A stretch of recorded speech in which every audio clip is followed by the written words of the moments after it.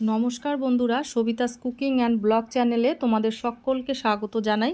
আরেকটি নতুন রেসিপি নিয়ে চলে এসেছি। আজকে তোমাদেরকে করে দেখাবো শ্যামা চালের পায়েস।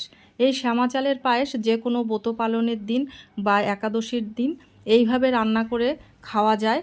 আর এইভাবে এই শ্যামা চালের পায়েস রান্না করে ঠাকুরকে ভোগ হিসাবেও নিবেদন করা যায়।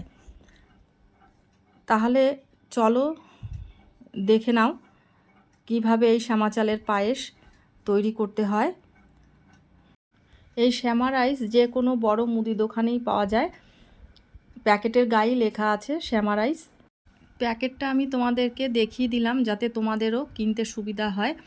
আমরা যেসব ধরনের চাল ব্যবহার করি, এই শ্যামা চালগুলো একটু অন্যরকম আকারে, খুব ছোট ছোট দানা আর গোল গোল আকার হয়।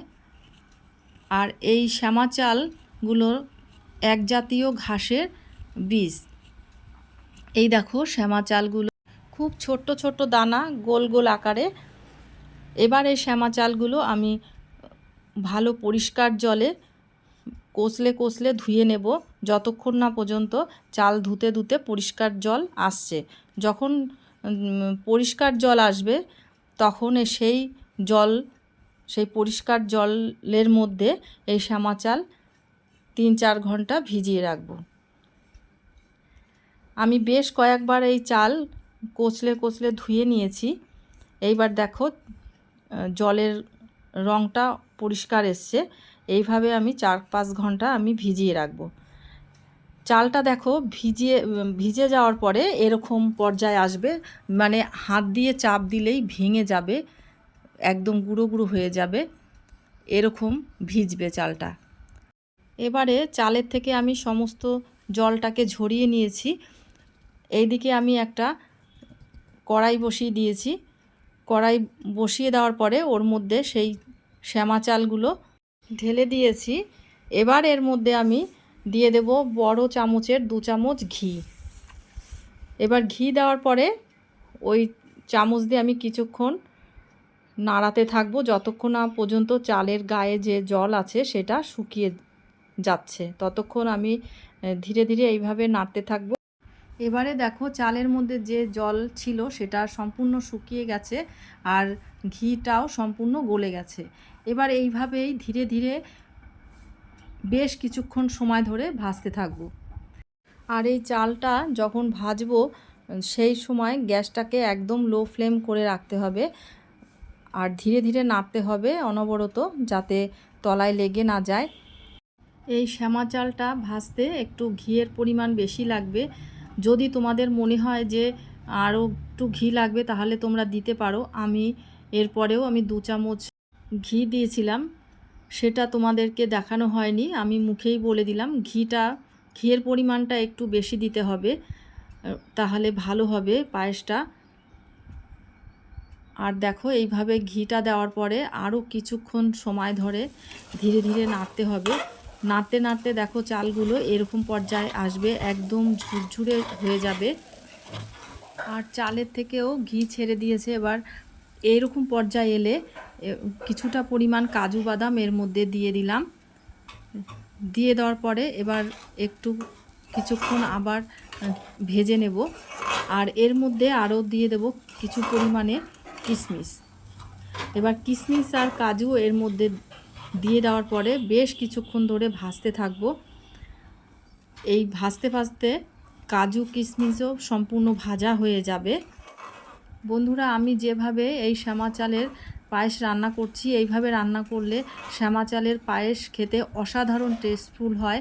তোমরা নিজেরাই একবার এইভাবে শ্যামা চালের পায়েস বাড়িতে তৈরি করো, আর তৈরি করে কেমন হয়েছে অবশ্যই কমেন্ট করে আমাকে জানাবে।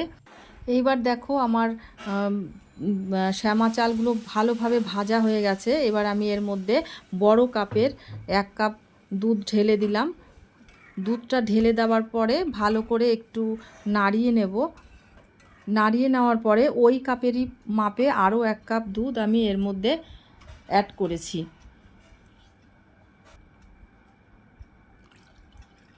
এইবার আবার একটু নাড়িয়ে নিয়ে দেখব কীরকম ঘনত্ব আছে।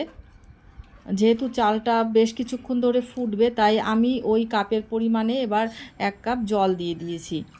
তাহলে আমি মোট 2 কাপ দুধ আর 1 কাপ জল দিয়েছি। এবারে বেশ কিছুক্ষণ একটু জাল করে নেব, যতক্ষণ না ফুটে আসছে। ফুটে এলে পরে চালটা চেক করে নিতে হবে কীরকম পর্যায়ে এসছে, কতটা গলেছে।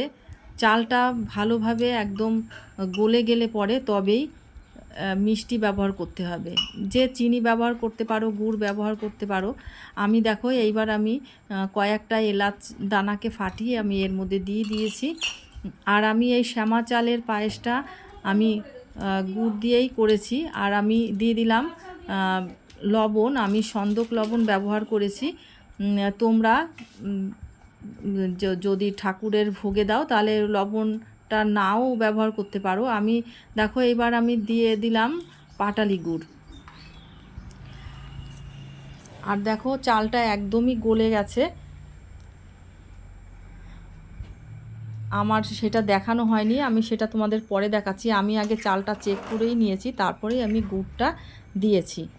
সব সময় তোমরা পায়েস করার সময় চালটা যখন সম্পূর্ণ সিদ্ধ হয়ে যাবে তারপরেই মিষ্টি দেবে, না হলে চালটা শক্ত হয়ে যায়।